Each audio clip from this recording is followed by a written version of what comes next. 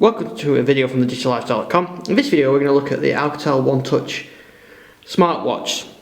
So there's been a big rise in smartwatches and smartwatch type devices over the last couple of years. You've got Android Wear, you've got the Apple Watch, you've got the Microsoft Band, which I'm wearing now. But this is something slightly different. This comes in a bit cheaper and probably a little bit simpler than some of those other devices I just talked about. So this is the Alcatel smartwatch. It's 99 quid. So it's more watch-like than we're seeing something like the Microsoft Band, and it's got a sort of traditional look and feel to it, but you've got this nice display. So what I'm going to do in this video is just going to have a quick look at some of the features and what you can do with it, and I'll talk about some of the things that I like and don't like about it. So first thing I've got to say, it's nice and comfortable. It's got this rubber strap on it with a nice clasp on there, adjustable clasp, so it's easy to wear, and also the charging point is built in there as well. So you can just plug that straight into a USB device, to a USB charger to charge it up, or you can use a little cable if you want to as well. And it's got a sensor there on the inside for your heart monitor. So you can see it's off now. When you flick it up like that, it turns on. That doesn't always work. I wish it worked a bit more better actually, but it does turn on.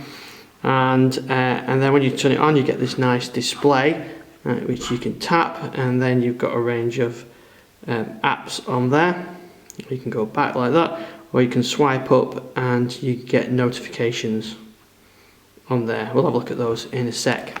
So the first thing you do when you set it up is you pair it up with your phone, iPhone or Android, no Windows option, and we'll have a look at that in a sec. So let's look at some of the stuff on the watch first. So once you've paired it up, there's a nice little thing actually when you do the pairing up. There is a NFC tag built into there, so that handles the communication between the devices. So what have you got for the watch function? So you've got the clock, and you can change the clock face from the phone, and then you've got apps and notifications. Let's look at the notifications first. So you swipe up to get the notifications, and this does vibrate when the notification arrives, but doesn't switch the display on, which is a bit annoying really. So you get a vibration, you think, oh, what's that? And you've got to then actually try and trigger the display to come on, or tap to have a look at it. But when you do get them, they appear here. Oh, we've got none showing at the moment because I've just updated the phone app, so we'll wait for one to come through. So let's have a look while I wait for notification. Let's have a look at some of the features you got. So here are the built-in apps. You can't add to this or expand on this. These are just part of it. So you've got weather, which gives you a look at the different weather conditions, and then you can go back. You've got a step monitor which shows this is activity today, so steps today, and calories, distance walked, time spent, and then sleep. When you do the sleep mode, it starts a countdown on sleep, and it uses the motion sensor to detect how well you're sleeping. So other things you've got is you've got heart rate. So there's the last heart rate, and I'm obviously not wearing it, so that won't work now, but it uses the little sensor on the back there to determine the heart rate. You've got a run mode, which so that shows my last run on there, which shows you the speed and the distance, and your laps if you're doing lap measuring. Again, there's no GPS on this. That's just using the movement detector for the step counter. And I did find that I did a 2-mile walk.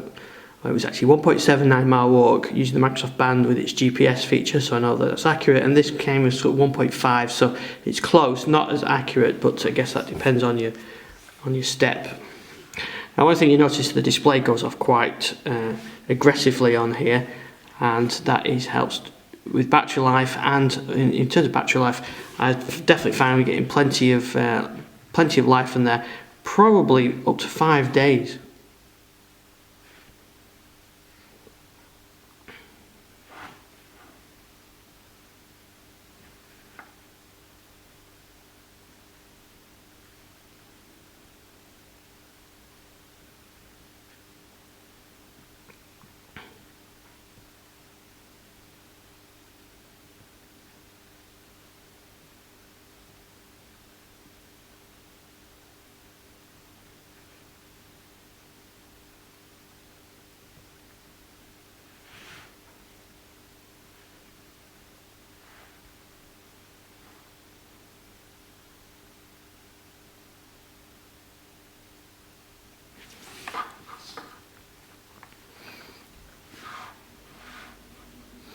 Right, so other apps you've got on here, there is a stopwatch.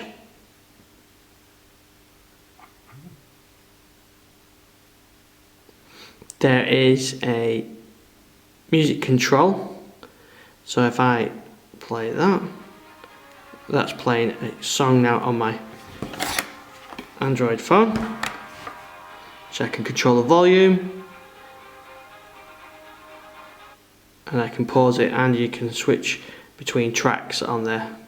Something that the Microsoft Band doesn't do out of the box, so that's a really nice feature. There's a compass, which isn't going to work in here because it needs calibrating because we're indoors, but that's handy to have. There's a remote camera, so if I unlock my phone, and that's going to take a picture on the phone. There we go. I should say about the music as well, is it controls the built-in Android music player, and so that you need to be using that as your music device. We've got the option of changing some watch faces, so I could change it to that digital style, or we can have the simple analog, or the one I like best is the full sort of watch display on there as well. Another feature you've got is where's my phone, so if I hit that, that brings up that on there. I think we've got a notification through. I just sent one through here. So here you can see how notifications work. You just swipe up and you can see the two notifications there at 2, and then if there was other apps that had notifications like Gmail and other, you could swipe across to see those. So they come in like that, and the band does vibrate, and then you get a little notification icon on there. I'll show you a bit more about notifications when we look at the phone side of things. Just want to finish off looking at some of the things on here. You've got the option to turn vibrate on and off. Vibrations on. We've got airplane mode, brightness with 3 levels of brightness, and sort of a colour mode as well, a dark light colour mode. So those are things you can do from here. Now if we go over to the companion app, the Move app, here's the Move app on the phone.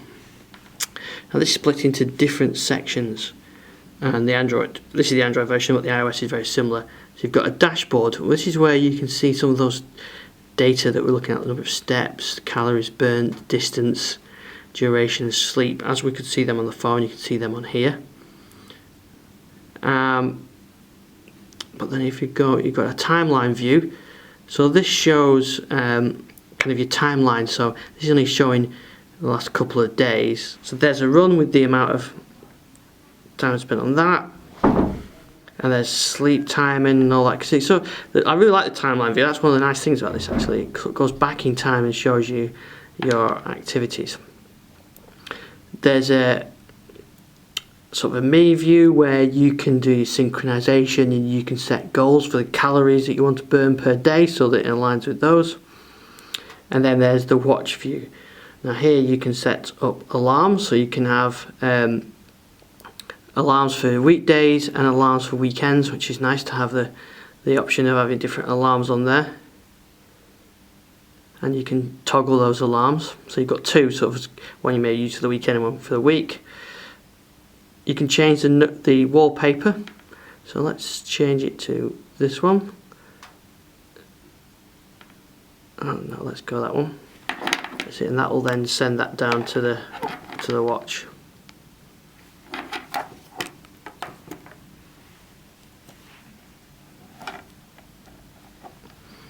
There it is. And what you can do on this, you can choose from one of their predefined styles. There's quite a few of them. Or you can choose a colour, or you can use a custom, and you can use your own one. So there's a picture of a Microsoft Band app, and you can put that on there. So you can put your family on there, or whatever you want to do with it.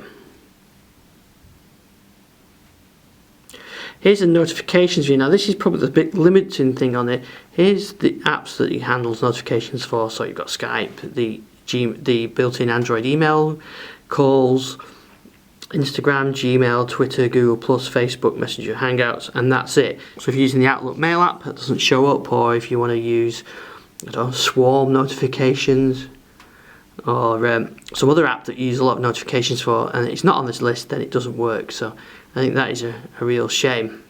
There's definitely a missed opportunity. There should be a catch-all, really. On the Microsoft Band, there are Facebook and Twitter notification apps, but there's also sort of catch-all. It just catches all the events from Windows Phone or Android or whatever. So I think that is something that they could add to it. And then you've got some other options here. Incoming calls, you can set it so it will vibrate when you've got incoming call, or you can pick which contacts. So you can have 10 contacts, so if you've got important people in your life, it'll vibrate when they ring up but not when others ring up, which is quite nice. Anti-loss, what that does is when you get separated from your phone within Bluetooth distance, it will vibrate to tell you don't forget your phone. Quite handy if you're leaving your phone behind. You can have NFC for like I said earlier on, the setup. You can alter the screen timeout. Now this is one of the things that is a shame. I think you've only got 3 options for the screen timeout, and there's no option to keep it on all the time, because I quite like this if there was like a low power mode where it would just keep the display on and leave it on, because what I did find is you're kind of tapping it to see what's going on, really, to see the time, and you can't just quickly glance at it. Whereas with the Microsoft Band, it has got a watch mode, which has like a low power display, because you're getting 5 days battery, so I don't really mind sacrificing 2 days out of that, or even 3 days, for an always on display. So there's no GPS on it, but it is waterproofed, 1 meter distance, which is good, and it will sort of measure your heart. Like I said, it will measure your heart rate, it measures your steps, and then your calories burned and everything else. And you get quite a lot of data here on the phone to show you sort of your usage, which is really nice actually. There doesn't seem to be a way of exporting that. You can share some of these things as images.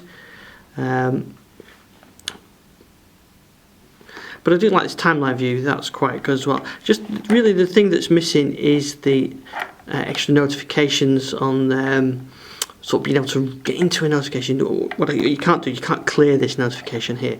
If I go and clear it from here, sorry there. Let's go back. It's cleared it from there, so that's good. But I'd like to be able to clear them from here, maybe. The way that the Microsoft Band works is you clear it from the band, but they're still on the phone, which I'm quite happy with. It would be nice if they were linked together, so you clear it from here, clear it from everywhere. With this, you've got to clear it from the phone, so they kind of stack up on here until you address them on the phone. But overall, it's a really nice device, 99 quid, very simple to use. You've got the USB charging on there. It's comfortable. It's not overly complicated, so if maybe it's the first smartwatch, this would be a good device. Only Android and iOS support, no Windows support, so that means you've got to pair it up with your Windows Phone. I know that's not a problem for most people, but it is a bit of a showstopper for me, as I prefer to use my Windows Phone. But I really like it. It's got a good, nice app. It doesn't go overboard with features. It keeps it nice and simple. It's simple to use. And I think for 99 quid, it's a nice entry on the market. So I think you can get it from Curry's PC World, and I'll include a link with the show notes to go on the video. So thanks for watching this video. We've got more stuff on our YouTube channel and on Twitter @ISDixon, and see you on thedigitallifestyle.com.